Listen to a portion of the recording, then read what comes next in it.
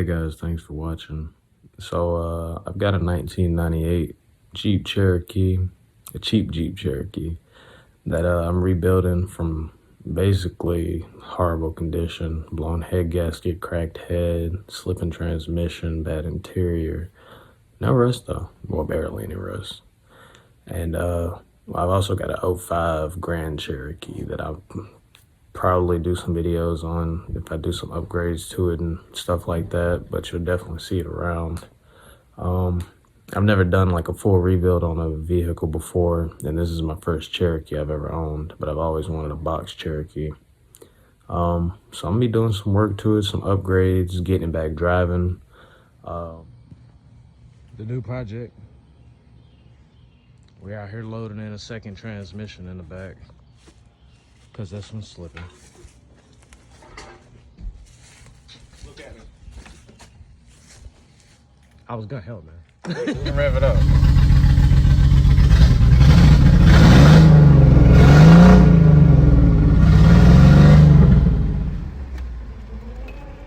So around this point, we realized that there was no gas in the Jeep, so we couldn't drive it onto the trailer. We decided to take the seller's other XJ to the gas station. It was a 96 two-door, 5-speed, really nice. We took the back way around my Jeep because it and the trailer was blocking the whole driveway. We grabbed some gas, came back, and then tried to pull it up on the trailer. That didn't turn out so well. So I just got the XJ loaded up on the trailer.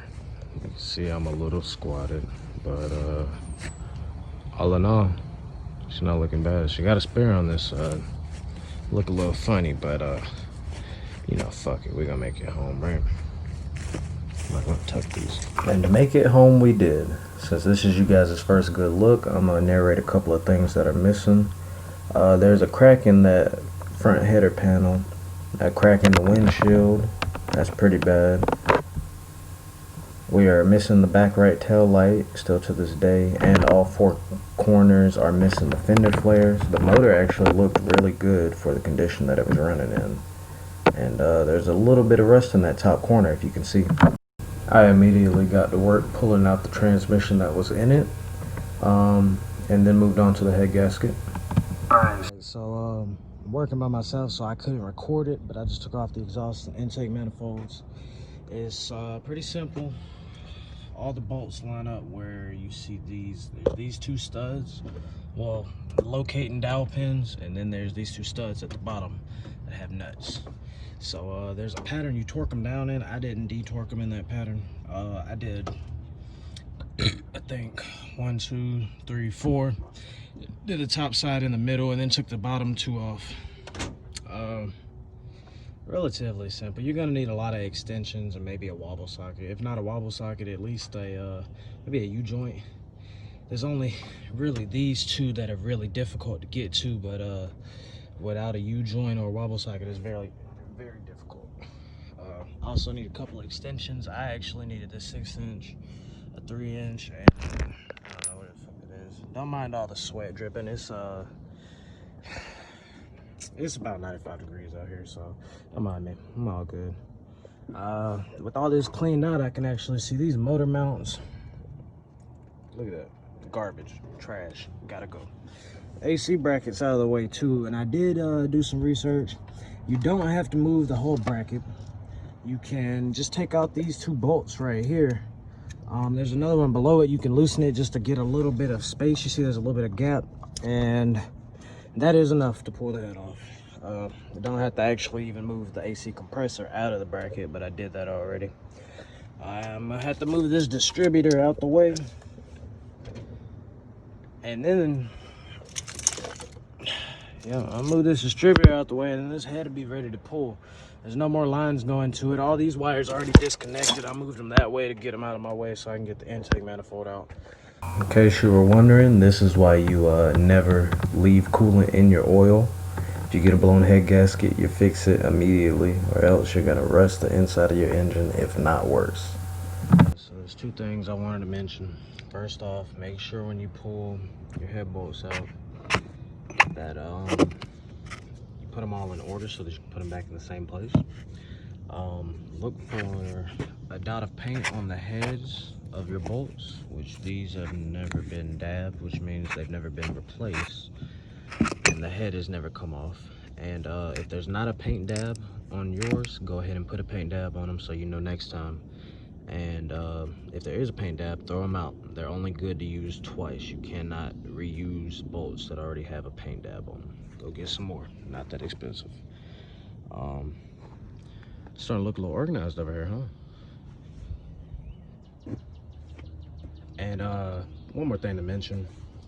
That back corner bolt, if you have good motor mounts or have the transmission in the car, when the motor is sitting where it's supposed to, you cannot pull that bolt out. You have to pull it off with the head. But being that I still don't have the transmission back in here and I got a jack holding it up, I just let the jack down a little bit, pull the bolt out, and now I'm gonna put it back level.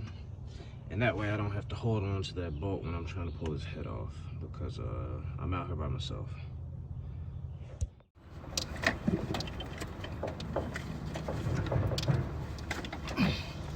So bitch heavy.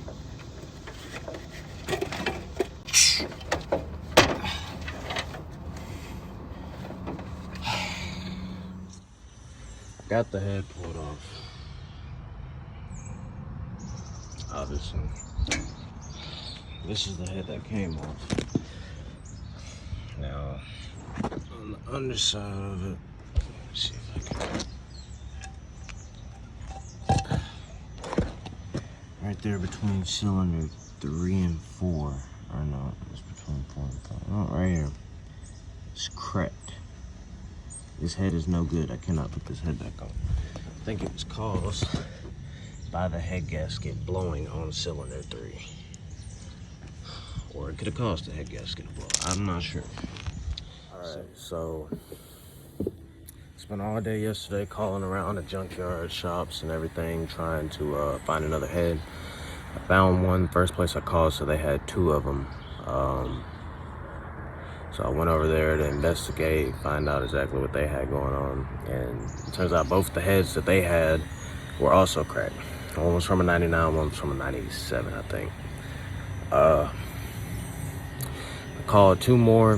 One of them said they had it, but they said they pulled their own parts. They couldn't have it off for a week. I didn't want to wait a week. So finally I called one last place up in Blacksburg, which, I mean, it's a little bit of a drive from Spartanburg, but I went up there and grabbed it. It looks pretty decent. The springs aren't rusted like the one I pulled out. I just realized it's missing a spark plug, but I already looked around the head. There's no cracks or anything, so it's a lot cleaner too. But so what I'm about to do is first off clean this hornet's nest out. And then I'm gonna take the temperature sensor, the thermostat off of the old one, put it on this one before I put it in. Probably pull these spark plugs too, just to make sure I don't, tap them on anything. I'm pretty good at that. And I guess instead of buying one new plug, I'll take one of the old plugs that wasn't damaged and re-gap it and put it in here. And yeah, that's the plan. Before you go to put the new gasket on and drop the head back on, there's 2 things you need to do. First is scrape off this old gasket, because you need a solid surface to mount to. Otherwise, you'll have another leak very soon. I'm gonna take some sandpaper and actually smooth it down after I scrape it, because this gasket is really on there, and I think I scraped the block just a little bit. The second thing you want to do is, well, you're supposed to stuff towels inside your cylinders, which I didn't really do, so I'm gonna take some compressed air and blow out the insides of the cylinders. And then you're supposed to take oil and just do a light oil around the walls of the cylinders, so that when you do your first start, it doesn't scratch them up immediately. So I'm gonna do a bit of this gasket and then oil the cylinders, and I'll get the other gasket ready. I've also got to do the same thing with the bottom of the cylinder block. Cylinder head, excuse me. If you have a Dremel, drill, or angle grinder, you can use a wire brush attachment to make this a lot easier. Just be careful not to scratch the mating surface of the block or the head. Naturally, I put the motor back together. I put the new used transmission back in. It is a two-wheel drive transmission if you guys are paying attention. At this point, I wanted to go for a test drive. That test drive revealed to me that it actually was not the transmission that was slipping, but the torque converter that was going bad. And I realized I was going to have to pull that transmission back out again. After realizing that, I decided that if I was going to pull the transmission back out, that I was going to swap it to a four-wheel drive so that I could actually enjoy it. Over here at the junkyard at the LKQ, trying to get a couple parts for the 98 Cherokee 4x4 conversion. I'm trying to get the shifter linkage right now, and then I got to go back to the car and get an 8mm socket so I can pull the drive shaft off. There's the drive shaft and the shift linkage today, and the shifter handle itself.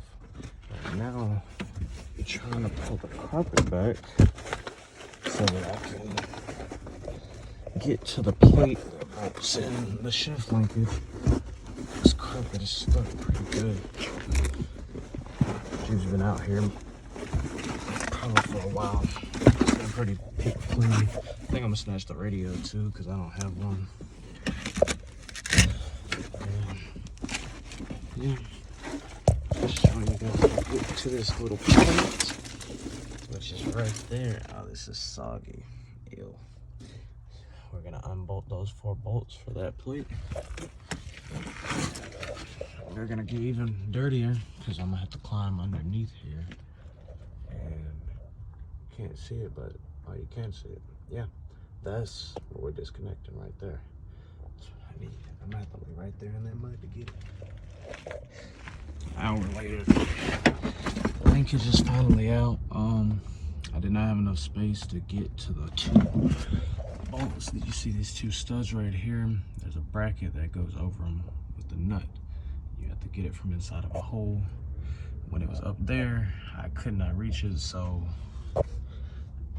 you can't use jacks in the junkyard. I just pulled the cross member, let the whole thing fall. I can reach it pretty good from right here. So it's 1 bolt there, 1 bolt there, 1 here, and that allows the bracket to move. Once you unbolt it from the inside, the bracket that's right here will drop down. And then there's a bolt and a washer here where it connects to the transfer case. And you can take the whole thing out. Just got done packing all these parts back into the Jeep. We got the rear drive shaft for the 4x4s. We got the shift lever, shifter linkage, including the bracket, because I don't have those. The little plates, the block-off plates that the shifter slides through. The boot for the transfer case, because I'm pretty sure the one that I'm buying doesn't have a boot at all. And I got this, but it's broken. So I don't even know if this will work, to be honest, but I guess we're gonna see. I'm hoping I didn't leave any of the bolts that I need for any of this stuff, because I'm pretty sure I got them all. Only question is going to be remembering what's what when I go to put it all back together. But it all fits in the back of the Jeep pretty good. I'm probably going to just tuck that so it don't roll around. Yeah, we're going to get on the road. I got to pick up a transfer case and a transmission. Oh, we also got the breather hose for the transfer case. But yeah, I got to make a drive up to Simpsonville to get a transfer case and a transmission in a couple hours, and then we'll have everything we need for the swap. All right, so we are pulling up at the house. We've got a car full of stuff, brand new transmission jack, transfer case, transmission, other stuff. I got some earmuffs, coolant, trans fluid, a shifter, all types of things back there.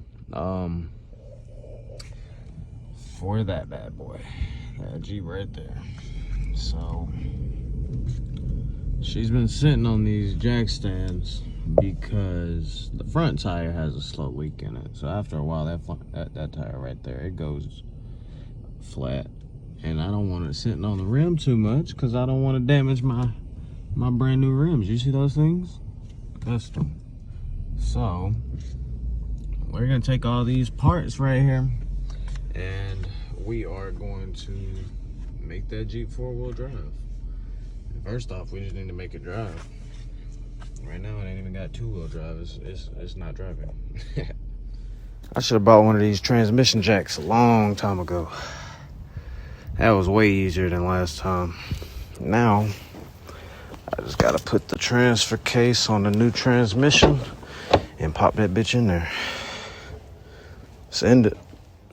I decided to put in the transmission and the transfer case separately because I was working alone and the car wasn't up high enough for me to roll it in on the transmission jack. I had to carry it under, lift it up, and put it on the transmission jack.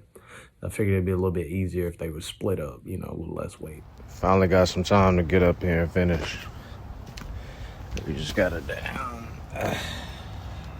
Probably can't see. You gotta put the T-case in, the drive shaft, the linkages, and then put some oil and some coolant in it, and I'm pretty sure I should be able to move it over there.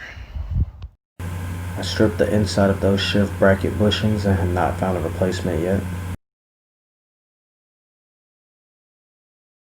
Yeah, so pretty sure the water pump was bad. Alright, new water pump is on. It's got a set. I took the fan off the clutch, put it on the new clutch.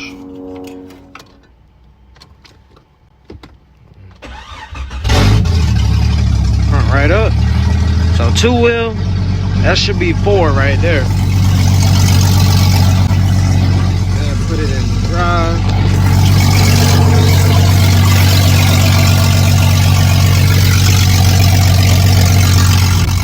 Well, it definitely drives, but I'm pretty sure it's got a miss.